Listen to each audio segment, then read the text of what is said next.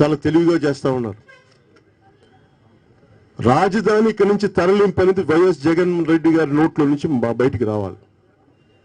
అంతేగాని తెలివిగా కూర్చొని మాట్లాడితే మేము ఇక్కడ కలుపుతాం, ఇక్కడ సెక్రటరీ అలా కాదు.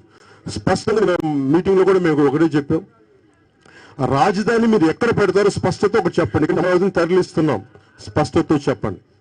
వైజాగ్లో పెడుతున్నాం, స్పష్టతతో చెప్పండి. లేదు కర్నూలుకి వెళ్ళిపోతున్నాం, అప్పుడు దాన్ని బట్టి కార్యాచరణ ఉంటుంది. కానీ మనల్ని మభ్యపెట్టి మానసిక బలహీనపరిచి ఇబ్బంది పెట్టి మనల్ని చంపేసి ఇవన్నీ చాలా క్షోభ కలిగించాం సార్. నేను ఈ రోజున మీకు మాటిస్తున్నాను, ప్రత్యేకించి మీరు రాష్ట్ర భవిష్యత్తు కోసం మీరు భూములు ఇచ్చారు. మీ బిడ్డల భవిష్యత్తును అగమ్య గోచరం కానివ్వం. మేము మీకు అండగా నిలబడతాం.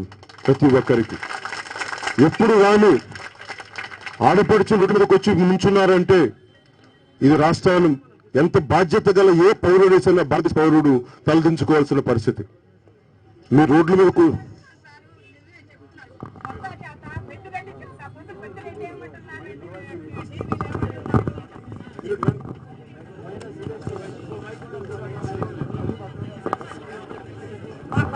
ఈ సంవత్సరం కవుళ్ళు ఇవ్వకుండానంట మాది బీడు చేస్తాడంట. మా కవుళ్ళు ఇవ్వకుండా మా ఫ్లాట్లు బాగు చేసి అతను ఇస్తాడంట మాకు.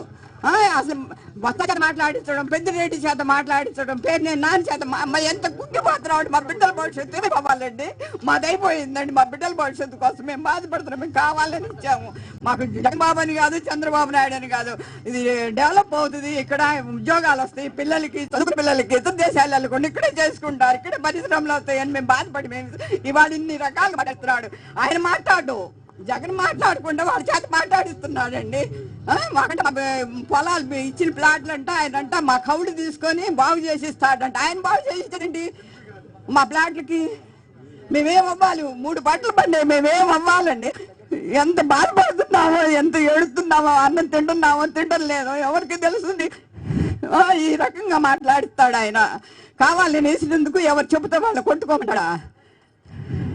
అసలు బచ్చా మాట్లాడటం ఏంటి? అసలు పెద్దిరెడ్డి మాట్లాడకపోతే పెద్దిరెడ్డి మాట్లాడుతున్నాడు. ఆయన వ్యవసాయాలు ఆయనకి లేవు, ఆయన వ్యాపారాలు ఆయనకి లేవా? 10 వ్యాపారాలు చేస్తున్నారు, ఎవరు చేయకుండా ఉన్నాడు. పేరు నేను ఇష్టం వచ్చినట్టు మాట్లాడుతున్నాడు. ఇది శ్మశానం అంట. ఏ శ్మశానం అయ్యింది ఇక్కడ? పంటలు పండే భూములు ఇచ్చి మేము ఈ రకంగా బాధపడాలా? దేనికి? ఈ సమాజం అంటే ఇక్కడ కమ్మ సమాజం ఎవరుంటారు? అందరూ ఒకటే మేము అనుకుంటున్నాం. కమ్మ సమాజం అంటాడండి.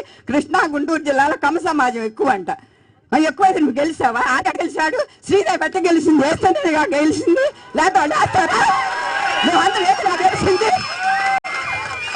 ఎందుకు ఇంత మాటలు మాట్లాడటం? దేనికి ఇన్ని డైలాగులు మాట్లాడటం? కాదంట అసెంబ్లీ సమావేశాలు ఎవరు కావాలి? మాకు కావాలా అసెంబ్లీ సమావేశాలు? సంవత్సరానికి ఎన్ని రోజులు జరుగుతాయి? మీరు అక్కడ ప్లాట్లు కొనుక్కొని విజయసాయి రెడ్డి వీళ్ళందరూ కొనుక్కొని మీరు ఈ రకంగా నాటకాలు కంపెనీలు వస్తేనే కంపెనీలో తెలంగాణకి పంపిస్తారా మీరు? తెలంగాణ కేటీఆర్ మాట్లాడుతున్నారు. వాళ్ళు ఏం లేదు, వాళ్ళు స్వాధీనం చేసుకుంటానికి చేస్తున్నారు. మాకు కేసీఆర్ వీళ్ళందరూ కూడా కేటీఆర్ కానీ వీళ్ళందరూ వాళ్ళ మాటలు విని ఈ రకంగా చేస్తున్నాడు. రాష్ట్రం అంటే సరే రాష్ట్రాన్ని అందరూ నవ్వుకోవడం దేనికి? మేము ఎప్పుడైనా వచ్చామా బయటికి? మా బిడ్డల భవిష్యత్తు కోసం వస్తున్నాం. మేము ప్రాణాలకైనా తగ్గించుతాం అన్నమాట. మేము అసలు ఎందుకండి? మా బిడ్డల భవిష్యత్తు కోసమే కదా మేము ఇచ్చింది. ఇతర దేశాలు పోయి ఇతర రాష్ట్రాలు పోయి ఉద్యోగాలు చేస్తున్నారు. ఏమో ఇక్కడ వస్తే వాళ్ళు ఇక్కడే కళ్ళ ముందు చేసుకుంటారని నేను చెప్పింది. అయ్యా నువ్వు మాత్రం మా మీద శ్రద్ధ తీసుకొని నువ్వు మాత్రం. నమస్కారం అండి. నేను ప్రస్తుతం హైదరాబాద్ నుంచి వచ్చాను. ఇప్పుడు మేము నెలకు వచ్చే జీతం రూపాయి దాచుకుని హైదరాబాద్ 400 గజాలు కొనుక్కున్నాం. తర్వాత అది అమ్ముకుని ఇక్కడ రాజధాని వచ్చినాక మేము సిఆర్డీ వెళ్ళాక కొనుక్కున్నాం. ఇక్కడ ప్రతి ఒక్కళ్ళు బాగుపడదామని కొనుక్కుంది. నిన్న శ్మశానం అంటే తప్పేంటి? ఏదో మాట వరుస అన్నారు. మేము కొంతమంది నోట్లు ఏమంటే కొన్ని రకాల మాటలు వస్తాయి ఇళ్లలోంచి. ఏ మాటలు వాళ్ళంటే ఒప్పుకుంటారా? అదేమంటే నేను కేటీఆర్ గారు జగన్ గారు చాలా బాగు చేశారు. ఏం చేశారు? మన పల్లమైంది, వాళ్ళది మెరక అయింది. ఇక్కడ అన్ని పరిపాలన అన్ని పోతున్నాయి కదా అక్కడికి. ప్రజలందరూ అక్కడికి ఇదివరకు ఏమనుకున్నారు? రాజధాని వచ్చినాక అబ్బా మన పిల్లలు అమెరికా వెళ్ళే పని లేదు, అందరూ ఆంధ్ర చక్కగా బతుకుతారు అనుకున్నారు.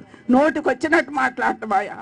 ఇప్పుడు అంటే రైతులు కాదా? అంటే తట్ట చేతుల్లో ఉంటేనే రైతు కూలీలు పొలం చేసుకుని వస్తారు, పని ఇంటికి వచ్చినాక లోపల కట్టాబొట్ట బయట శుభ్రమైన బట్టలు కట్టుకొస్తారు ఎక్కడికన్నా వస్తే. అంటే చినిగిపోయిన బట్టలు చెప్పు లేకుండాను సెల్లు లేకుండా వస్తే మనుషుల వీళ్ళు రైతుల అంటే మేము రైతులు అనేవాళ్ళు అటు వాళ్ళొక్కళ్ళే బట్టలు వేసుకోవాలా? ఎందుకండి ఇంత గుండాయిజం? ఇప్పుడు ఇవాళ నేను ట్రైన్లో వస్తుంటే ఒక అతను ఒకళ్ళు అన్నారు, మీ ఆంధ్ర వాళ్ళంత బుద్ధి తక్కువ లేరు, నోటి పెట్టే వాళ్ళని వదిలిపెట్టి కొట్టే వాళ్ళకి ఓటేశారన్నారు. ఇదేమంటున్నారండి ఇద్దరు ముగ్గురు నన్ను పట్టుకుని? అంటే కట్టాబట్టని చేతికి వేసుకోవచ్చు. నిజంగానండి ఇద్దరు ముగ్గురు నార్త్ ఇండియన్స్ అని అడిగారు మమ్మల్ని, నిజంగా మీ ఆంధ్ర వాళ్ళ బుద్ధి లేదన్నారండి. నేను ఒక్క మాట 2 మాటలు హిందీలో మాట్లాడతాను, మోదీ గారు కూడా వినేటట్టు. मोदी जी, आप पानी मिट्टी ला के हम लोगों के कितना परेशान किया, आप लोगों सुन